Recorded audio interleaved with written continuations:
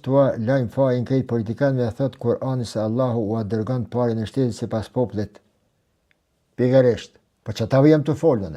Na do të me dalën edhe i kusha ka ndodhë në do vena. Do vena më thash zoti me e pat pamjet të na. E di që politikanët në rrugë i kanë marrë, jam gjithçim kështu, edhe me kryen kofat bërllogit. Amo i këshëshin me esa paraprakisht kofat e bërllogit, mos ka naj gjam, naj sen mu dëmtu aty.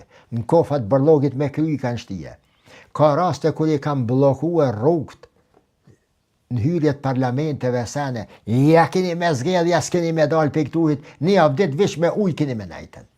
Cigare e sene sa doni, po me dalje, keni me zgjedh, poplet di, problemi jo të na, o vla, se na jemi fragmentuar mbi baza partijake.